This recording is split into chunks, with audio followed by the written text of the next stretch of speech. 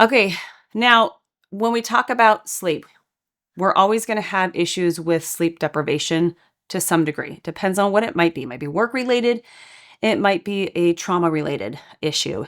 It might be just situational based on compounding stressors that you're having to mentally handle that you haven't fully processed through the day and they're still like lingering at nighttime, or you haven't given yourself enough time to relax. So then you end up having this sleep disruption and some sleep deprivation.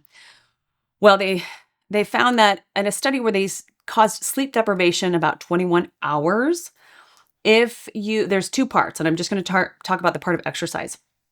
Is short bursts of exercise the next day actually helped to reverse some of the side effects from sleep deprivation.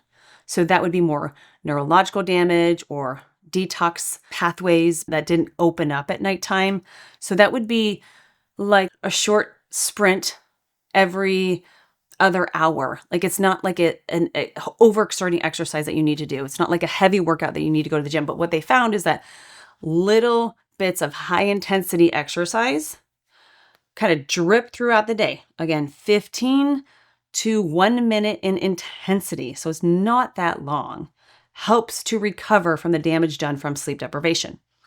We will talk about the second part in just a minute on a nutrient that, when paired together, actually helps reverse a lot of damage done and helps open up cognitive pathways when you don't get enough sleep, either intermittently or more consistently. So when we move into exercise, we want to also talk about like, how do we do our habits? What's our sleep environment? What's the situation in our room? Like, what does that look like? So more like good hygiene for sleep. So we certainly know that our bedroom should be a place for sleep and sex. And those are the two things that they should be reserved for based on studies and based on sleep quality, right? Our room should not be meant for work.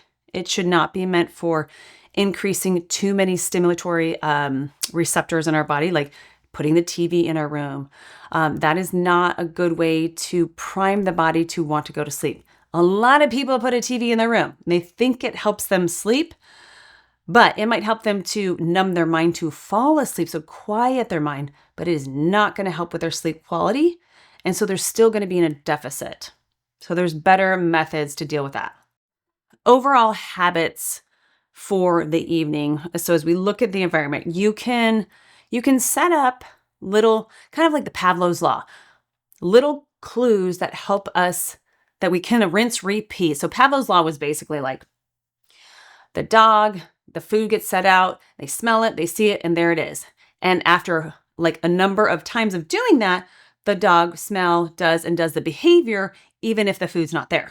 It will still be hungry. So what I'm getting at with that is that if you create a consistent sleep pattern, you'll find that you're more likely to be sleepy, restful, and get better quality sleep. So what that could look like is your last 15 minutes of the night, you brush your teeth, maybe roll on a ball to relax the muscles, or a foam roller, or you use some kind of like a therasage, something to calm the nervous system. Kind of depends on the person's body. Nervous system is usually a little bit more agitated. Soreness, stiffness is more muscular. So tools to kind of relax. Reading not a scary book, but a kind of a creative book. Well, I don't want to say creative book. So generally speaking, reading something that's not overstimulating. Like you're not like studying calculus before you go to bed. I don't know who would want to do that anyways, but some kids have to do that.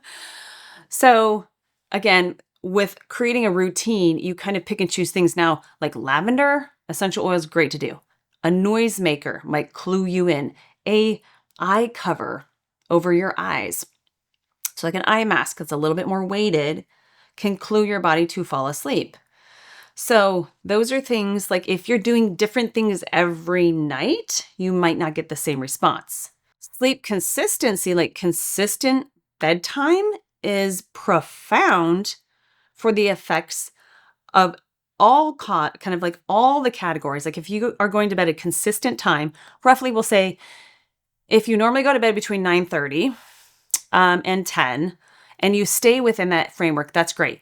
If you're swinging back and forth because your schedule is wonky or you haven't created enough good systems or boundaries in your life to prevent sleep from swinging so much, then that would look like I go to bed sometimes at 9:30, sometimes I go to bed at midnight. That's very bad because now you're telling your body there's no consistent onset of melatonin.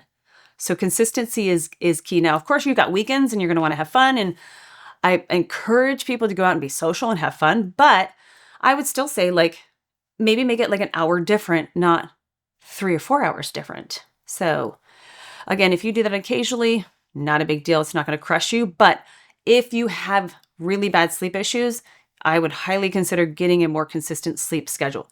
If you enjoyed the video today and you need more specialized care, you can go into the notes below and click on Food Beautiful and schedule an individual appointment with myself, Sarah King Feldman. I've been doing this for 20 plus years, helping people solve complicated health issues. So everyone's body's a little bit different, but if we spend a little bit of time focusing on what your body needs, we can create and carve out the perfect life for you. Thank you so much for watching. Have a great day.